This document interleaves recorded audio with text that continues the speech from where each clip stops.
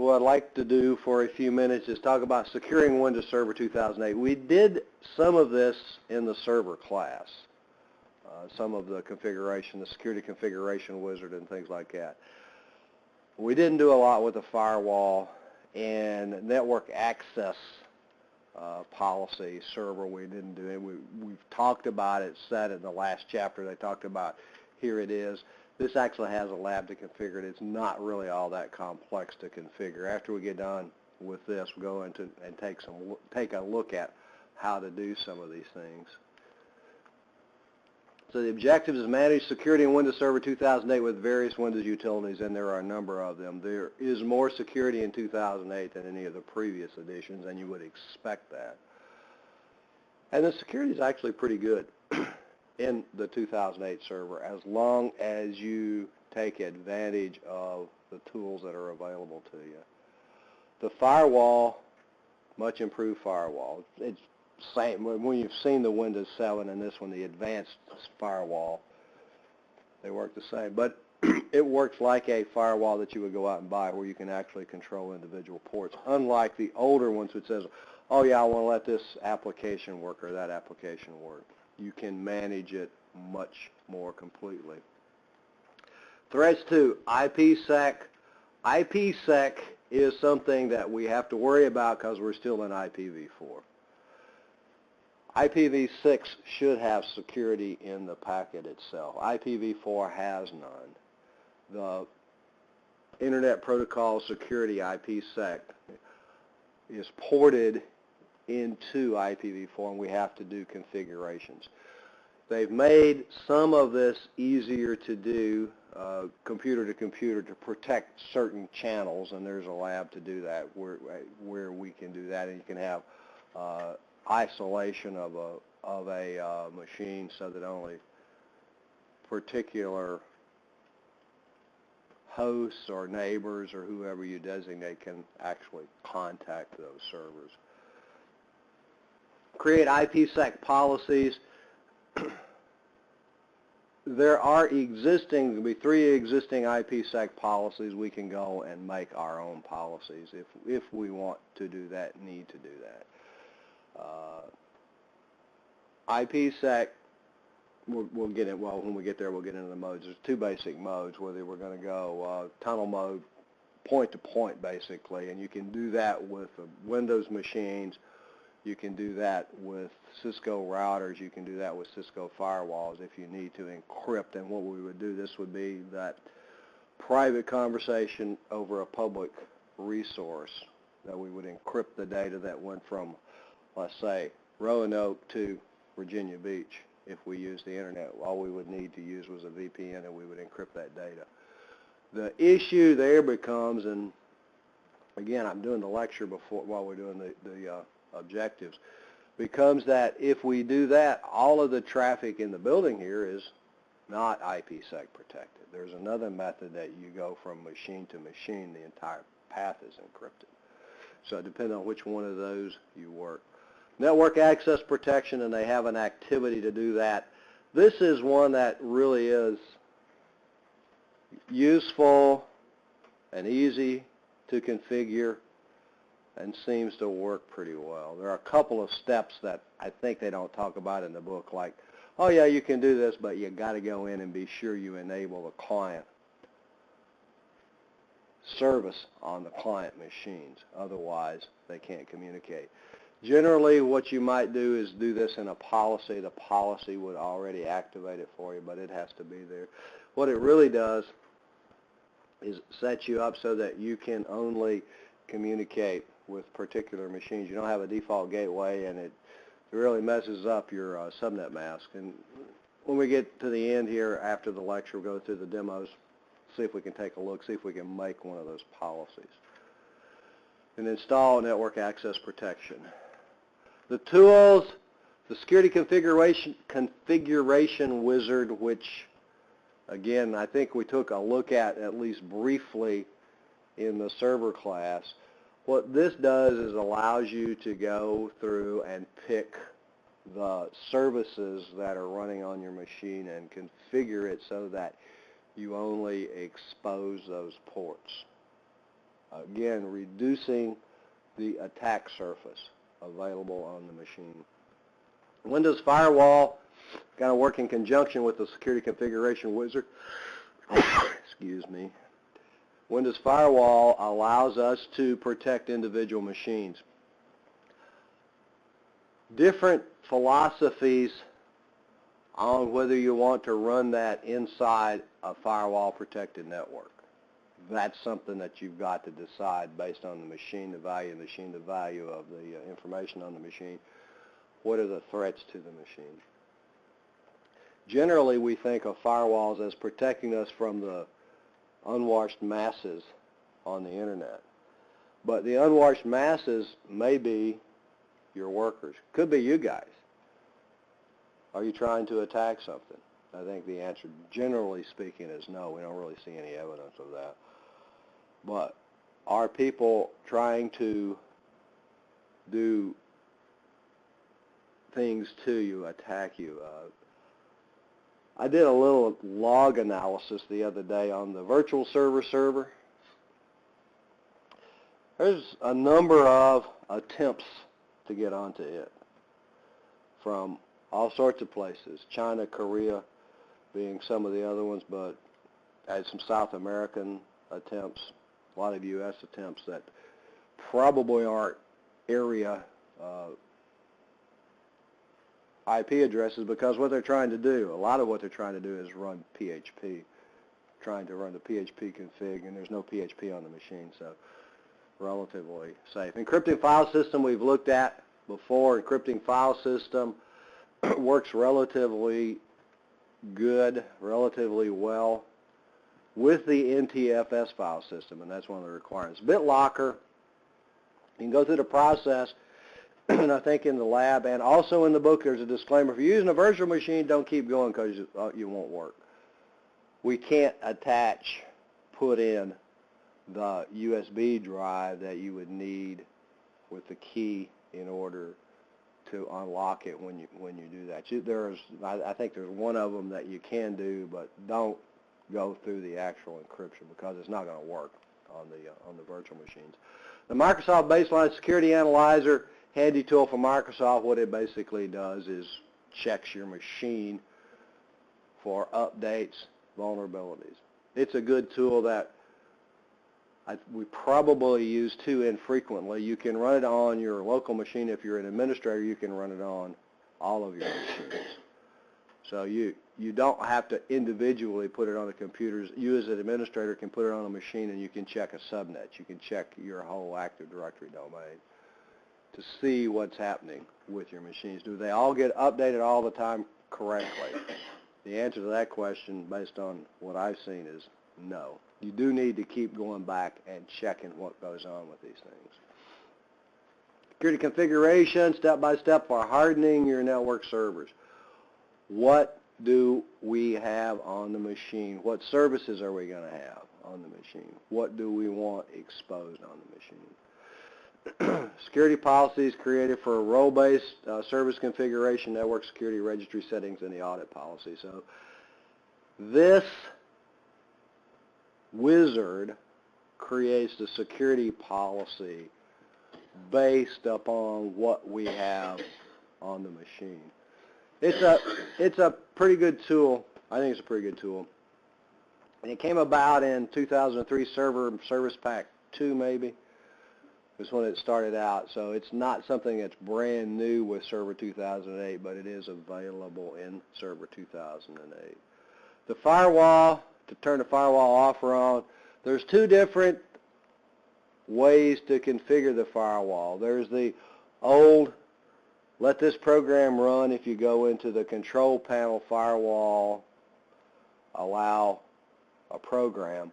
Or if you go into the advanced security configurations, there's an actual real firewall configuration where you can go in by service, and there are some existing services, and they'll open the ports that are required, or you can go in by individual port and create your own firewall rule. We haven't really talked about firewalls, firewall configuration. That sort of depth is more the topic of the third security class, defense and countermeasures. What we're going to do, what is a firewall policy, what's a firewall rule, those sorts of things. We talk about these tools, and the tools are available. Can you figure out a lot of what goes on with them? Absolutely. You really, to do an effective firewall, you need to sit down and write a policy. What are you going to allow? And all a policy says is, what are you going to allow, what are you not going to allow? And you got to start out in a policy with, we're not going to allow anything, or we're going to allow everything. And then you turn stuff on or off based on that. And you can do that once you sit down, and you guys are all smart enough to figure out how to do that in the Windows firewall. Create exceptions for inbound traffic. Typically inbound, we're going to say no, and outbound we're going to say okay.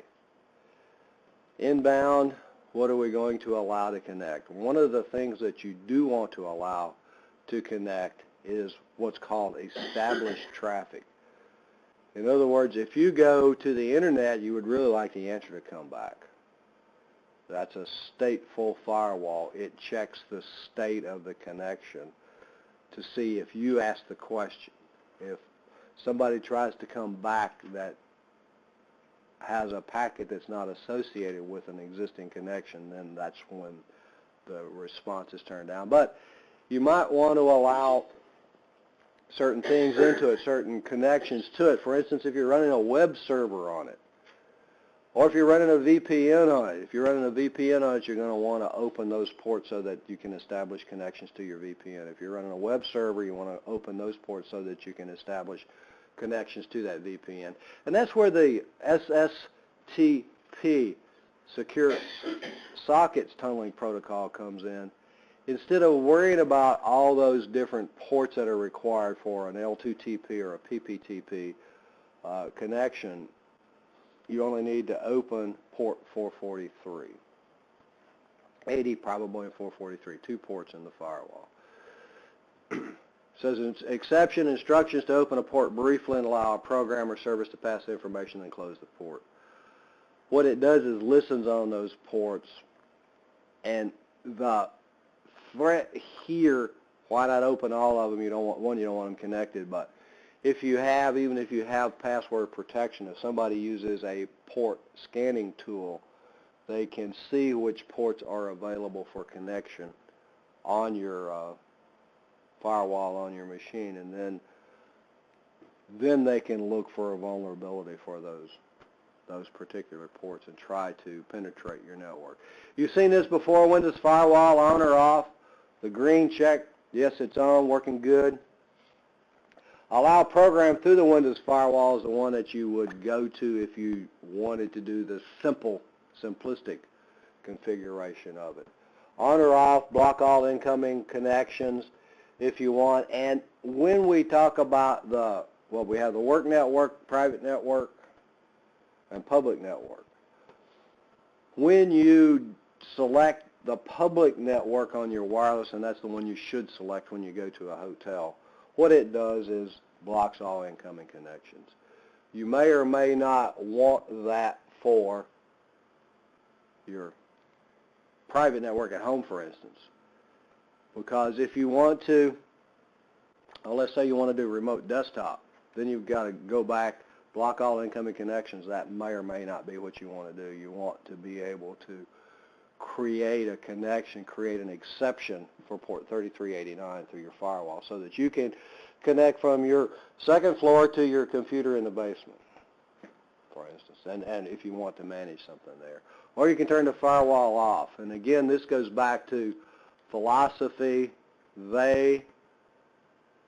Microsoft and many security specialists recommend that you run the firewall even on your private network inside a firewall protected network. Because if something should happen on a machine inside your network, then it's not able to infect other network computers. These things happen fast. Years ago, I don't know if I've told you the story or not, probably, but you got to hear it again. Years ago, we had a work study. Actually, he was an assistant network administrator who was working on a machine and hadn't done all the updates, hadn't got the antivirus on the machine, the production machine yet. And I was doing a Windows 2000 course. As you know, we don't put the antivirus and all that on the machines because we don't keep them that long. And it kind of interferes with some of the things that you want to demonstrate because it slows down, takes the memory, takes the resource, all the other good stuff. He got a virus. And of course, he got a virus and it spread to my machines almost instantaneously. We infected a whole room in about 30 seconds. So do you or don't you want to run them internally? Don't know the answer, but that's one of the considerations that you have to make when you decide whether to run the firewalls on your internal machines. No right or wrong answer on that one. The advanced with the firewall's advanced security provides a more robust interface for managing. It actually looks like a firewall configuration tool used to manage based on port, services, applications, and protocols. Protocols, which protocol? ICMP, TCP, UDP. That's where these things come in to play. ICMP is a protocol separate from TCP and UDP. The protocols, as you know from networking classes, the services are associated with protocols, TFTP, UDP, FTP, TCP. DNS, which one? Huh?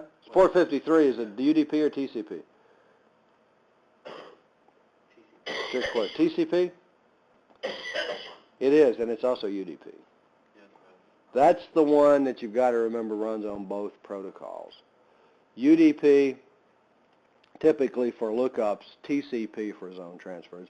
And I think what the rule says is once the packet gets too large, then it'll automatically transition from UDP to TCP. So it actually, and why do I bring that up? Because when you talk about firewall configuration, you got to configure both protocols for DNS. Otherwise, you find out that DNS isn't working. A lot of Windows stuff will, when you add something, say, do you want me to open? And you've seen this before. You install a program that says, I need to open a port on your firewall. Probably have seen that. And that's, and what do you say? Okay, because it needs to open the port on the firewall in order for it to work effectively. This is what this thing looks like. Inbound rules. We have inbound rules and outbound rules, and all of these little turned on green checks are things that we have configured to say, okay, open it up. Let people come through on that one. Firewalls, conceptually, I think what I would say, conceptually, firewalls is like your house. And you have doors and windows in your house. The firewall exceptions are when you unlock the door or unlock the window. What are you going to allow in and out of it? Generally, if you get into your house, you're going to not have open doors, right? You're not going to just leave them wide open. When you open a port on a firewall, what you've done is leave the door wide open, kind of. Now, there are other things that happen because if we go into the VPN, then you've got to do authentication. You've got to be authorized, and that's where the other things in TFS, authentication and authorization come in, play into this security game as well as the firewall. Firewall is not the end-all and the be-all, and that's what a lot of people think it is. Just like in your house, if you, people may try to break in, depends on how good your lock is, right?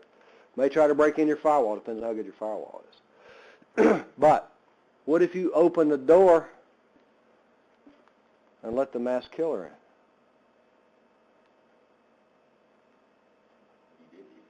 Huh? You did it to yourself. What if you, I won't say you, because you guys would never do that.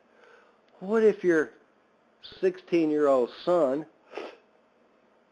goes to one of these really disreputable websites to look at all of, the naked women? and they get a virus. Is the firewall going to do you any good? No, because it's already in the house. The firewall on the other machine may do you some good because it has those configurations. I guess I shouldn't use illustrations like that. Huh? But, huh?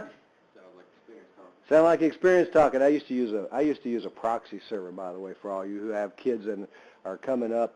I used a proxy server with mine when he went through those teenage years, so I could see where he went. And he didn't know enough to turn it off, so it worked out well. Actually, you couldn't get out of the network because that was still in the dial-up days, and the proxy was the only one that had the modem.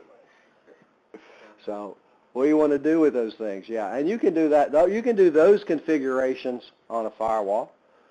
What if you, and that's a good point, what if you have this son, I don't know if girls are as bad or not, but that wants to go to places, or somebody that accidentally goes to places, that happens too. You can, in this firewall, make us, instead of an inbound rule, an outbound rule that says, hey, I'm only going to allow my proxy server to go through this firewall. Nothing else can get there. Nothing else can get out. So it has lots of configurations that are available to you. The other thing down here, connection security rules, and they have an activity to do that. You can go in and isolate. In this one, you can quickly create rules that allow you to isolate machines or only allow or require certain configurations, certain security configurations between different machines. Advanced Security Console can be used to manage inbound, outbound connection security rules and monitoring. Monitoring, if you look down there, it has security associations. What the security associations are, it tells you which machines you actually have an IPSec connection with. There's two steps. It's main mode and quick mode, which to me I think they were kind of mislabeled because main mode is the first one that only lasts for the key exchange, and then the quick mode is the one that actually encrypts the communication. The Server 2008, and we've talked about these guys, the public-private domain profiles, and these will all show up in your firewall. Remember when we went on to our brand new virtual server? What was it, 2 blocks ago? And it was working, and then all of a sudden you could get to the website, but you couldn't get to the machines. What happened? Profiles. The system, when he joined the domain, we had the firewall on that machine turned off. When he joined the domain, turned the firewall back on. For the domain profile. So when we logged on using the domain account in the domain, couldn't get there. The other ones actually stayed turned off, I believe, but the domain was on, so it blocked port 5900, which was required to get in to manage the machine. So the profiles, you can manage these separately, and back to earlier, the public profile really should be just no on incoming connections. Don't let anybody establish that. That's what that one is designed for. When you go to the hotel or to the McDonald's or to the whoever else, to keep people from connecting to your machine. Deploying a varied group policy, firewall settings, and there are firewall settings, and that's about as far as what we're going to go with group policy. You can turn it on, turn it off. You can do configurations through group policy. Back to the decision, we made the decision here that we're not going to run the firewall on the individual machines. So that should be turned off. The firewall on these machines, if you can get to it, is turned off, and it's turned off by policy, and we can't make changes to those settings because we don't have the authority to. Encrypting file system, we talked about a little bit earlier in the server class again. Symmetric encryption. Symmetric encryption is what you probably use on your wireless access point. You just put a character string in, I would guess. Is that true? And then when somebody wants to connect to it, they put the same character string in. Symmetric key. It's the same every place. Much more efficient in encryption and decryption. The other one, public key, private key, asymmetric key. Each user has a public key available to everyone and a private key known only to the user. The process here is the public key, anybody can have it. If I wanted somebody to encrypt something, they would encrypt it with my public key. Well, what's to prevent somebody else from decrypting it with my public key? Because anything that's encrypted with the public key can't be decrypted with the public key. It can only be decrypted with the private key. The problem with this, sometimes it's getting the key exchange going on, actually the symmetric key and the key exchange going on, but it's slow. Asymmetric encryption and decryption can be up to 1,000 times more resource intensive than symmetric encryption. What happens in a lot of cases is we use both, and if you take like the Security Plus or something like that, when do you use symmetric? What does this particular type of encryption use? A lot of it uses both. What you'll do is use the system, and this is what encrypting file system does. When you encrypt something, it creates a symmetric key. And then it encrypts the symmetric key with the public key. And then it stores the encrypted symmetric key in the document itself. Is that secure? Yeah. Because how can you decrypt the document? Only with the symmetric key. How can you get the symmetric key? You have to decrypt it with a private key. Can you crack these encryptions? Yeah, if you got enough time and money and resources. Frequently, I think even the biggest encryption has been cracked, but it took like 4 months with a supercomputer. That's a lot of time, money, and resources. I don't have that. You may have. I don't have that kind of stuff. Encrypting file system, symmetric file, the file encryption key, the FEK, is generated by the encrypting file system used to encrypt the file, and then the key is encrypted with in the public key, private key arrangement.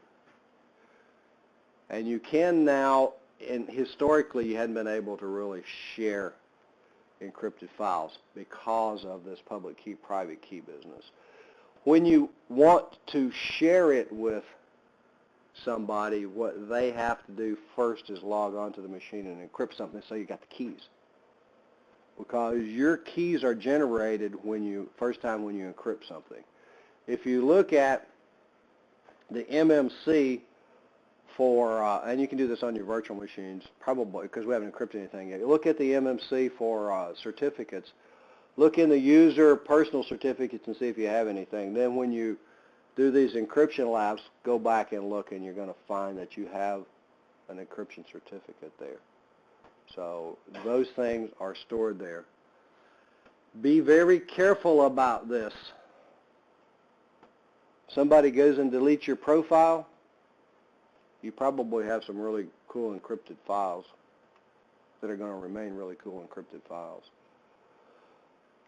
And I've gone through this a couple times, and if you want, we can do it again. When you get keys, export the keys.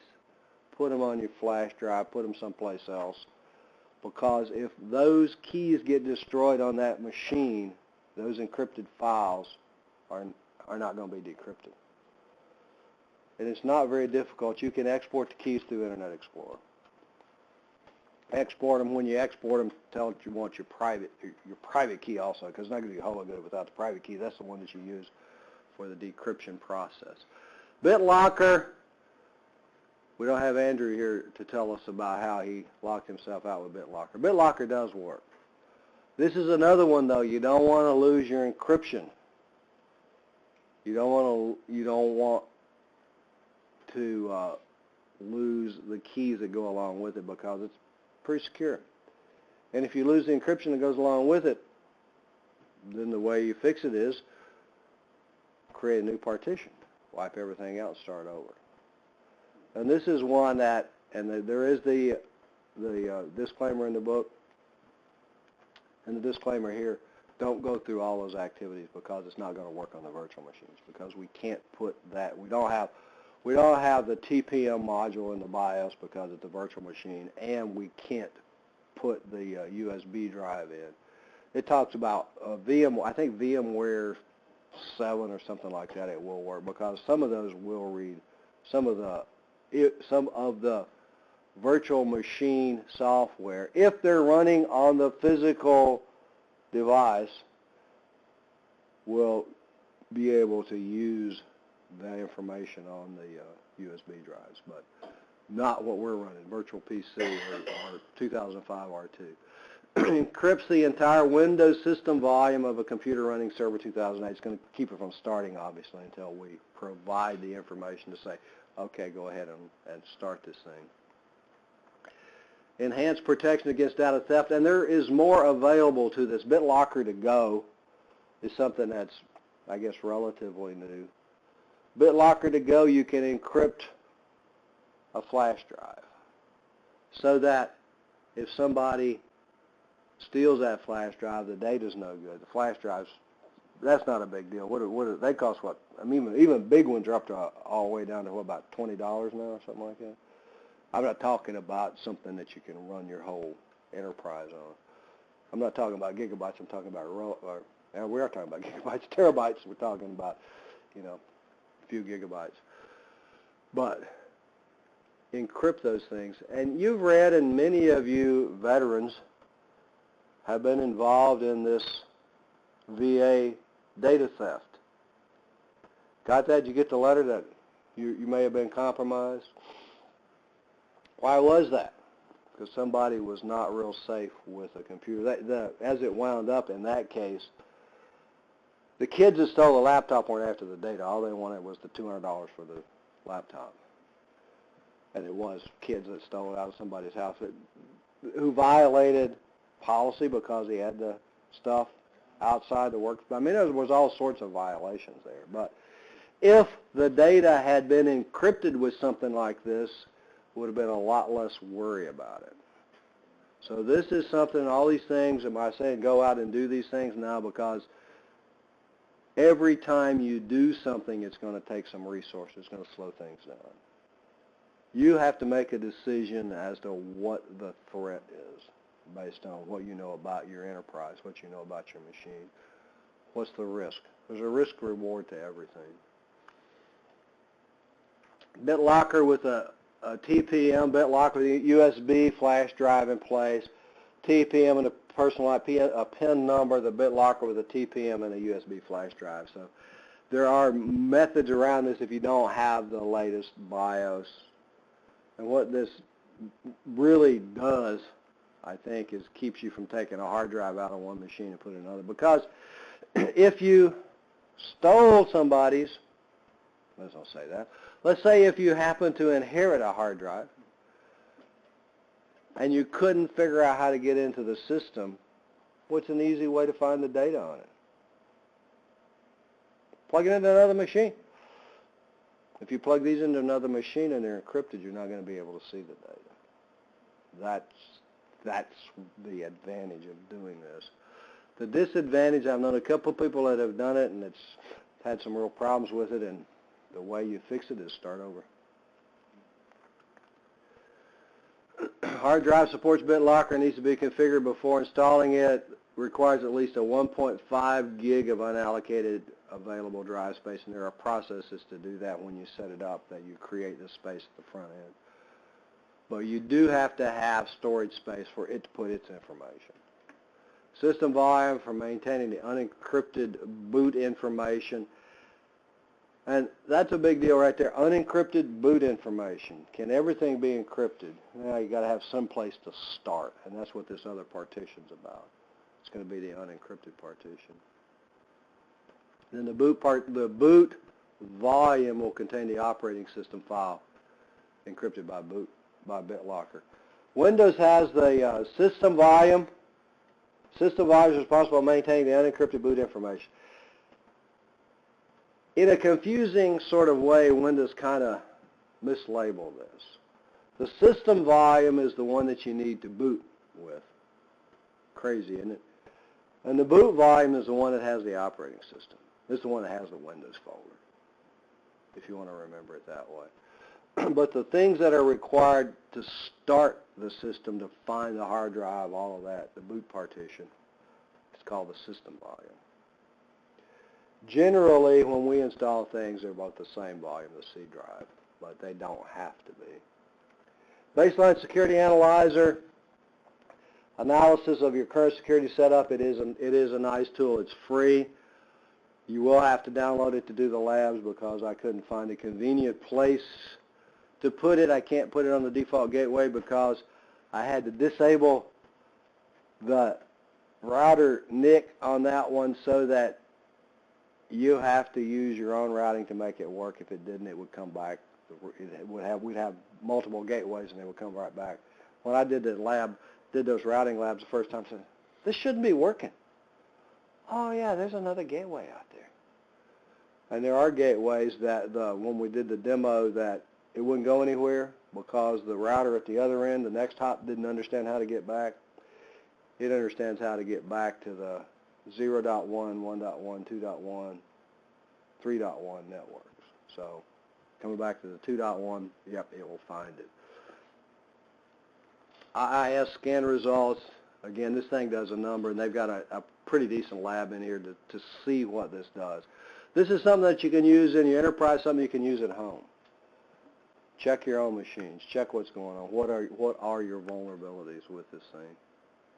Using the GUI tool, or you can use, and this is the command line tool, you can scan a single machine, you can scan a group of machines. You still have to have the authority to scan those machines if you do a group of them. IPSec, and this is something, Open Standards Framework for Securing Network Communications. IPSec's not a protocol. IPSec is the framework that we collect protocols.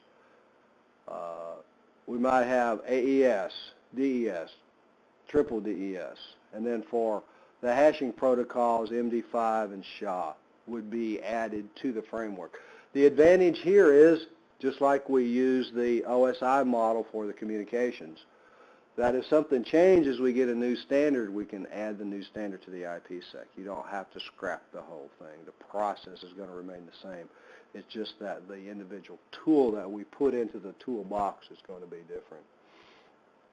Basic goals: authentication, integrity, confidentiality, and they've got these backwards, normally called the CIA of security: confidentiality, integrity, and authentication.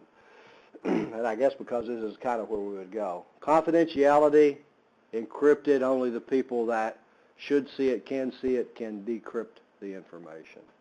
Integrity is one of those things that what I sent is what you got, and you've heard that before. Is what did you hear what I said, or I mean the interpretation? What this does is not encrypt the data. What this does is create what's called a hash based on the content of the data. And you'll see on the internet a lot of download stuff has an MD5 hash. Have you seen those, an MD5 hash along with it? What does that mean? If you can trust it or not. Kinda. Yeah. I know a guy that used to work here that went and got a piece of software that we were licensed for. It was just convenient to get it off the internet, and installed it in a room and gave all the computers a virus. And he said, well, it had an MD5 hash. Trusted, right? The next question is, well, did you run something like MD5 sum to see if the hashes matched? If the hash that was posted matched what you got? It's a two-step process. They create the hash, they post the hash. That's what it should be. You still got to check it. The way you check it is go get a piece of software and generate the hash based on the content of the file that you got. So that's what integrity. Did it change? Did that one change? I have no clue. That may have been posted with the virus. You never know. But if somebody had gotten to it, put a virus in it, and then reposted it, if you compared the hash from the original document to the current hash, they're not going to match. It's going to be different. And it only takes one character. One character, and you'll generate an entirely different hash. So that's what integrity is all about. Authentication, in this IPSec authentication means certificates.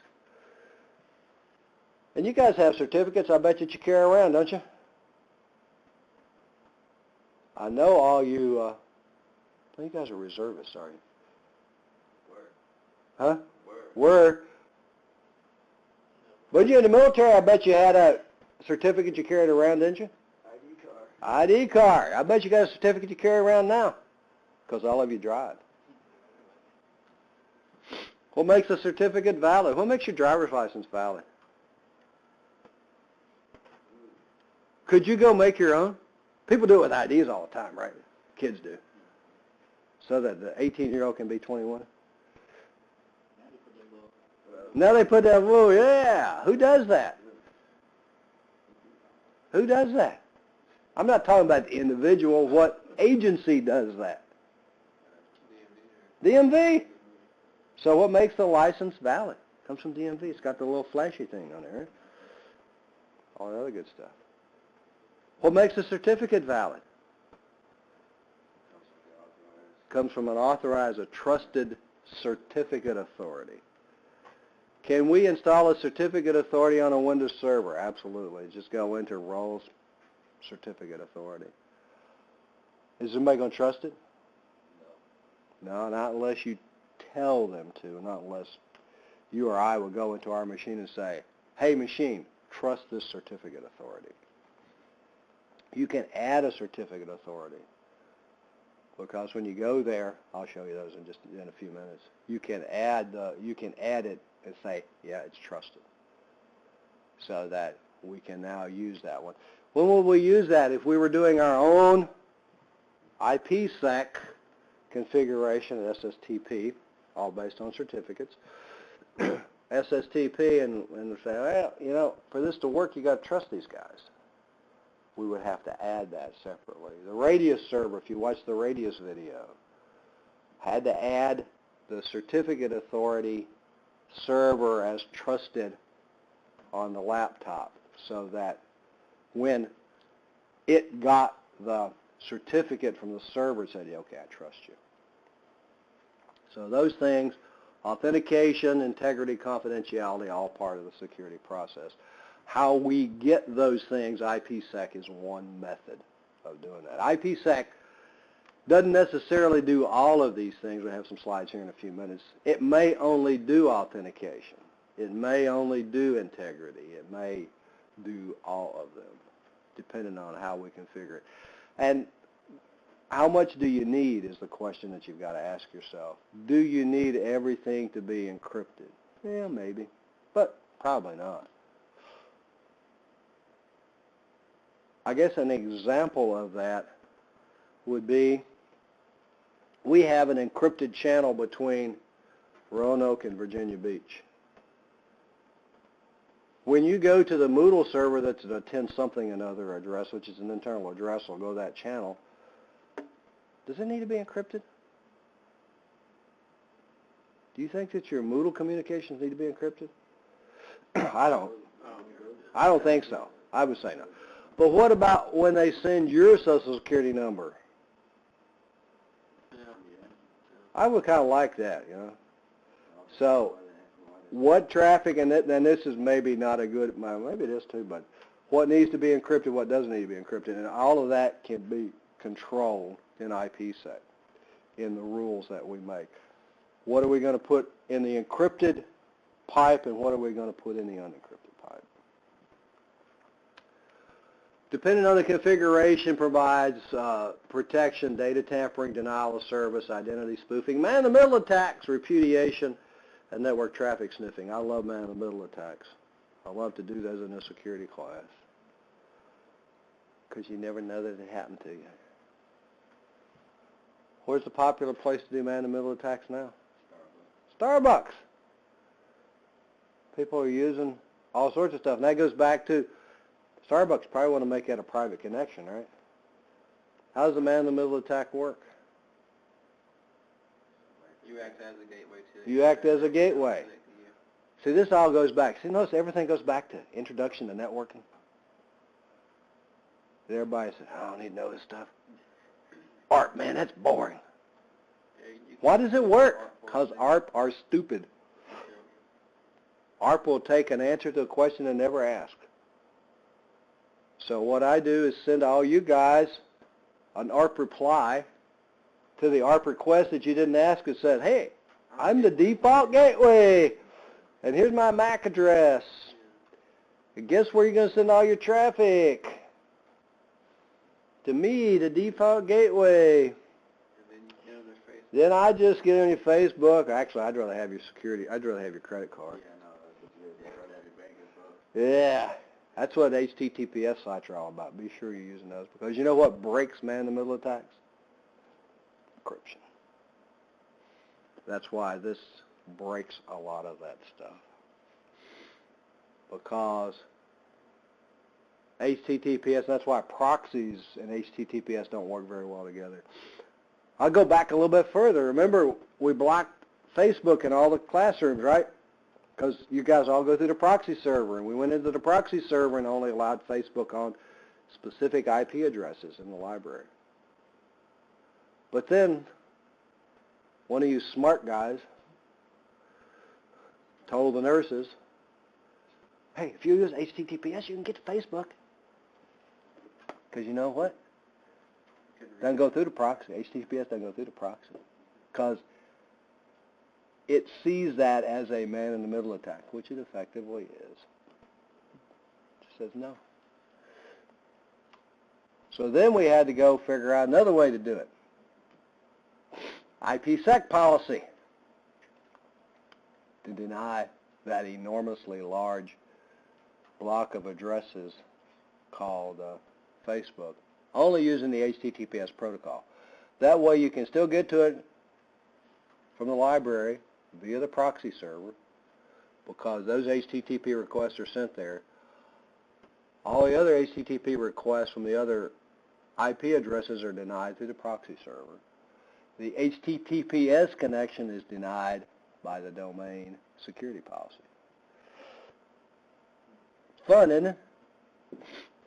Fun, fun, fun. All goes back to introduction to networking. We should tell everybody that introduction. You guys should tell all these intro to networking guys. You really know how to do this stuff. You talk about supernetting. Man, you know, it sure made doing this policy a lot better. Because you know how many IP addresses Facebook has? I think it's somewhere around 1,200. That was more than that. Because it was I think it was 3 20-bit networks and 1 22-bit network, something like that. Lots of addresses. So these things, network sniffing, and when you get the encryption going on, go ahead and get Wireshark. Sniff before and sniff after. Because the only thing you see after you do encryption, it just says it's an encrypted packet. Can't read it. Repudiation. What repudiation is denies you the ability to deny that you did something. One of the other things that, this is just me, I think you should consider is going and getting an email signing certificate. They're free, Komodo.com. You have to renew it every year, but a free email signing certificate. Non-repudiation. Because if you signed it, it came from you because you're the one that's got the key to sign it with. And in email signing, we talked about encrypt with the public, decrypt with the private. It's the other way around in email signing. You sign with the private, and then everybody uses the public key to say, yep, that's you. To know that it came from you. So that if somebody sends a virus to all your friends and it's not signed, you can say, I didn't send that, I didn't sign it. So that's just something to consider. More security. Okay, IPSec Tunnel mode, transport mode, I've kind of already talked about what these are, but we have some pictures here to see what they are. Scenarios, IPsec, site-to-site, client-to-client, client-to-site.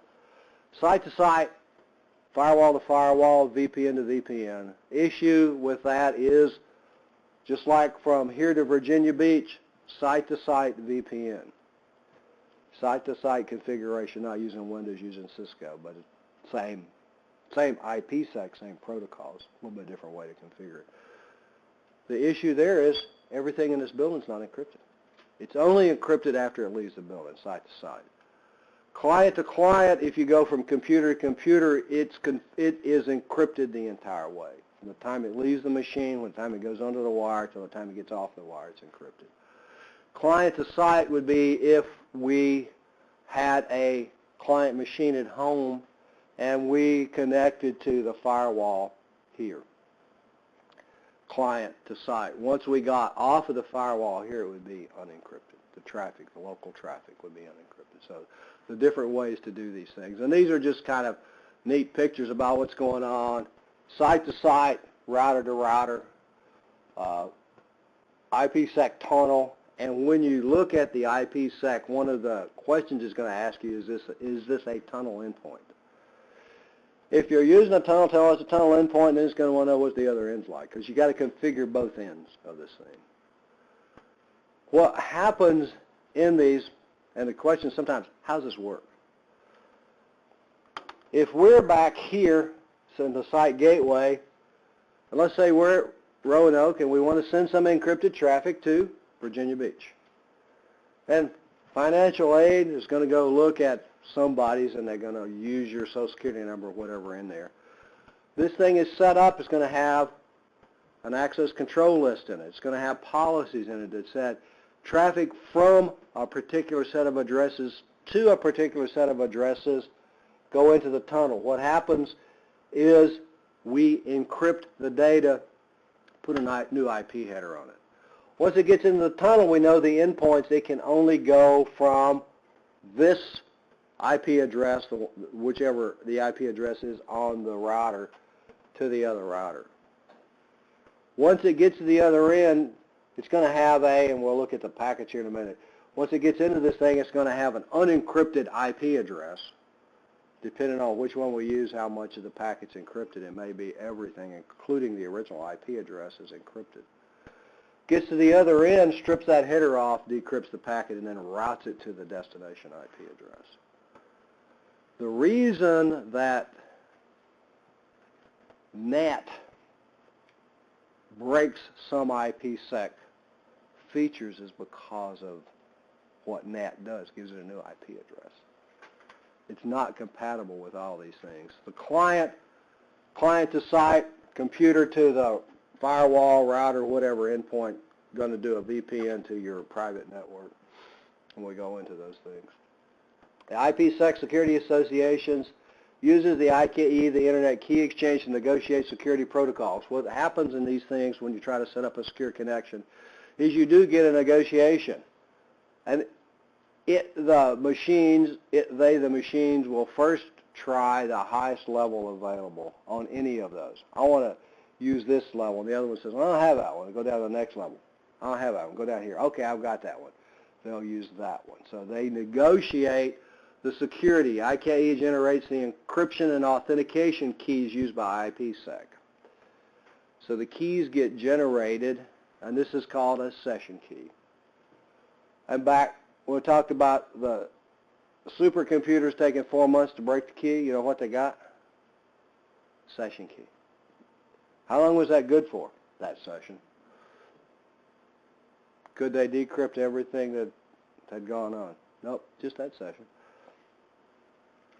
The IPsec performs the transaction in 2 phases, the main mode, phase 1, and then the quick mode. Really, the key exchange main mode, quick mode is generally the encryption that goes on in it. 2 security methods, encapsulation security payload, ESP is when we encrypt the data. Kind of makes sense, other than encapsulating security payload, encapsulate the payload. The other one is authentication header. Authentication header is necessary only if you want to be sure that you're connected to the right place. Do people connect to the wrong places? All the time. That's what all that phishing stuff's about, isn't it? They send you something and you go there, boy, it looks really good. It looks like Bank of America. Looks like Citigroup. What do they want? They want you to type in your username and password. Yeah, they also had that problem with Bond 9 with DNS. They would go there and they would change the cache. Just that cache, and it would go to like some random website. Yeah. DNS spoofing. DNS spoofing, very, very similar to that. DNS spoofing would tell us to go to the wrong place. So what an authenticating header would do is we got to the wrong place and say, I don't know you. You don't have the certificates that are required to authenticate. Can be managed with the following protocols. The WFAS is the Windows Firewall Advanced Security, IPSec Policy Snap-in, the net shell command, and GPME. The net shell command is available. You can do all this stuff. You notice that you can do a whole bunch of stuff with the net shell command? That's a pretty powerful command, honestly. And if you're going to do a whole lot with core server, you really need to know about that one. IPSec Policy Snap-in allows you to create your own policies. I've got one, and I'll post it. It's in the how-to videos. I'll post it in this week's. That's used in, that's done in a Server 2003. The interface looks slightly different in 2008 than it did in 2003, but the process is the same. What it does is go through, and the easiest way to demonstrate this is with ping, and go through and do make it an encrypted ping. When we go through these things. Oh, went too far. I don't know how I got a double click on that. Okay, so what do we do with this thing? The IP packet in this one, the IP payload, TCP segment, UDP message, ICMP message, whatever else. The IP header here is the original IP address, the private IP address here that the people in financial aid are trying to get from. Their computer's going to have a private IP address, the IP header, and then the IP payload with your social security number on it. And then we put this ESP header on it, an ESP header trailer. All of this stuff in here from the header to the trailer is going to be encrypted. What we then do is put an IP header on it because the endpoints are a 172 something or another, and I don't remember what they are. But this would be a 172, whatever the other router is address would be the destination, source and destination, the IP header. Source and destination address, so that it gets sent to the other end. The other end then strips this header off using the ESP header, the encryption. The negotiation's already taken place, and then it decrypts the information, and then the IP header that's now decrypted has a destination address, which is a private IP address at the other end, and it gets there. Tunnel mode, very similar, ESP header, IP header. The only difference that you see here is tunnel mode, we don't encrypt the IP header. You may or may not do those things, depending on what you're going to do with these. I'm sorry, this is in transport mode. Tunnel mode is the one up here. We do encrypt the IP header. Transport mode, we don't, because we're going from one machine to another machine. Very difficult to get there if you encrypt the addressing information, because I'm betting good money that the routers all the way from here to there, all 30 routers from here to there don't have the ability to decrypt that information. Authentication header, IP header, authentication header, IP header, very similar circumstance, tunnel mode. Tunnel mode gets the new header. The authentication header is the authentication information, the key, the certificate information. Just like the certificate that you carry to prove to the nice policeman when he stops you for speeding or whatever else that, yeah, you are illegally there. Same thing, we identify ourselves with these things. Authentication, the protocols, LAN manager, NTLM-v1 and NTLM-v2 authentication. NTLM-v2 is the one that's preferred Landman is only there for backward compatibility. It's not a very secure protocol. If you have to use it, but typically you're not going to want to use those things. A challenge and response protocol, when we try to, and we looked at that EAP thing the other day, that's a challenge and a response. You try to log on, you get a challenge from the authentication server, which is basically a randomly generated sequence. You encrypt that randomly generated sequence with your password and send it back. It's got your password stored there. Uses a reverse process. Actually, it doesn't. It uses the same process to hash it, and it compares the two hashes, because it is a hash that goes back and forth.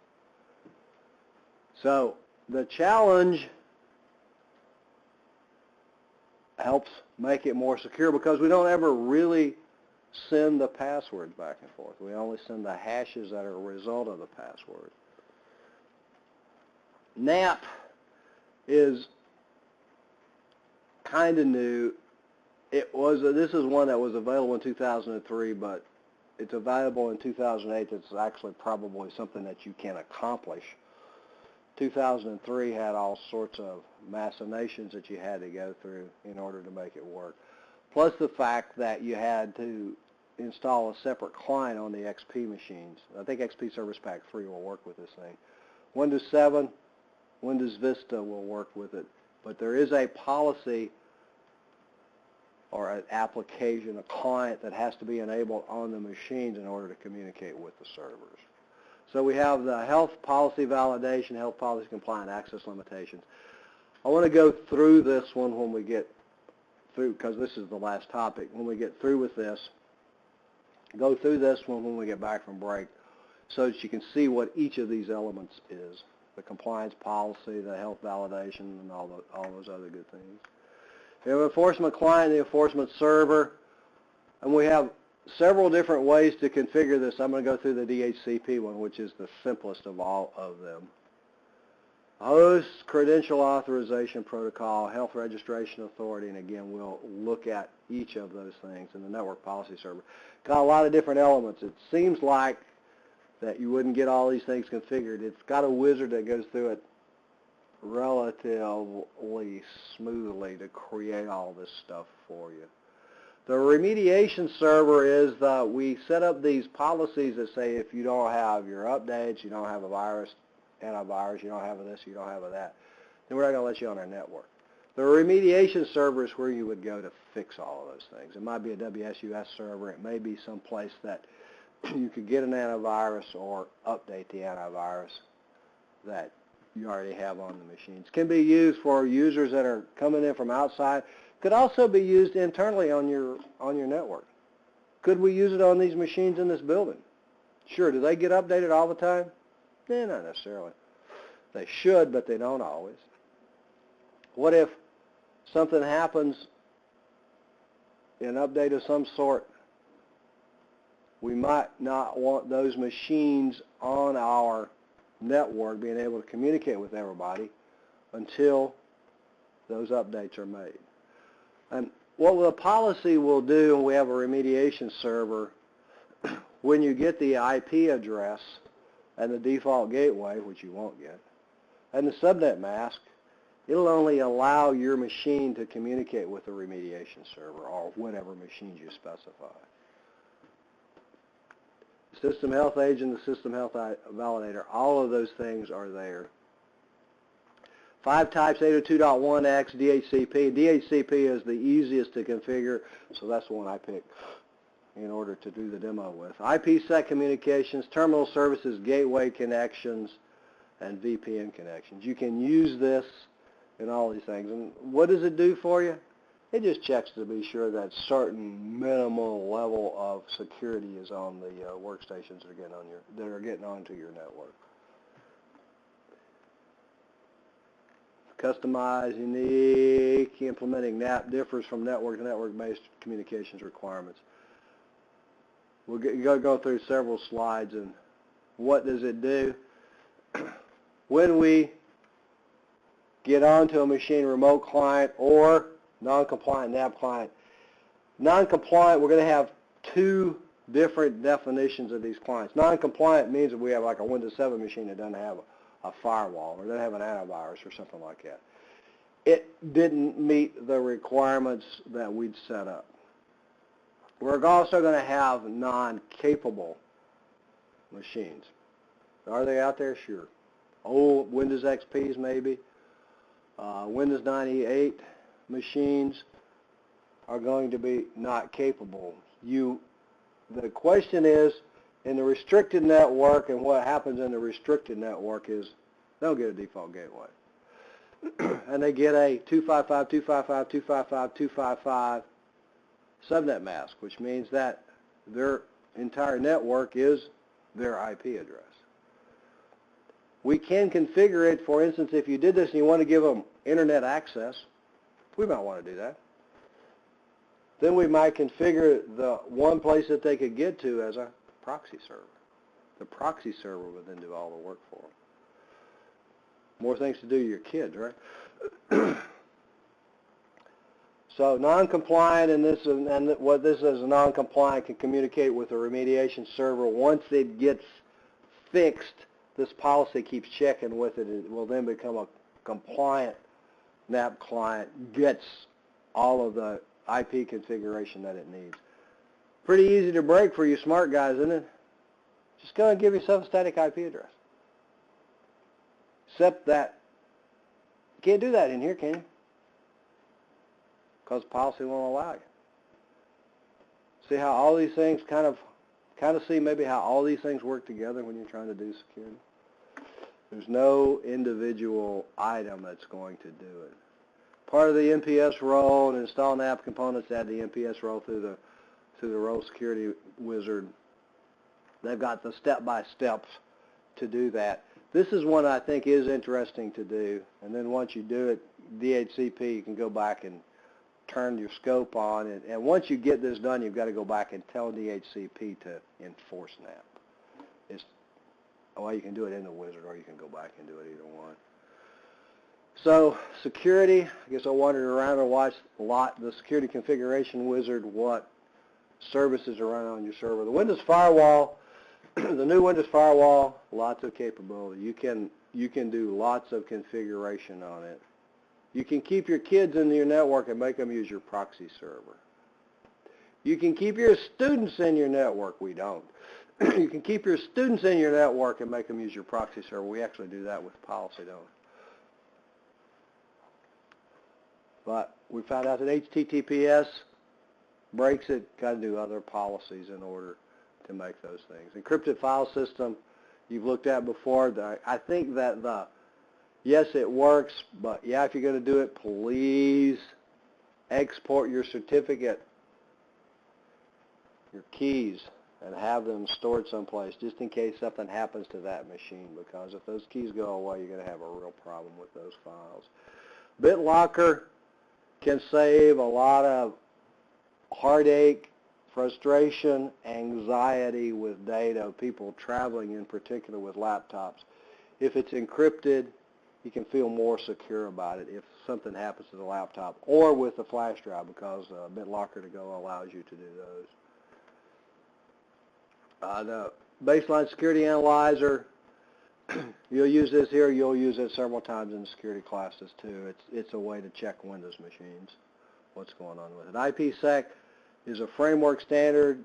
We put the protocols into the framework. It in its own accord doesn't do anything until you add components to it. Kerberos is the default authentication, and then the NAP policies, the client's got to be part of the NAP infrastructure on the network. Allows us to do some checking on the machines before they're allowed on the network. And then we have all of the health checkers. We define what a healthy machine is and then check it to be sure that users comply with it. Questions? Probably ready for a break. Ready for a break? Take a break and then we'll look at some of these things when you get back.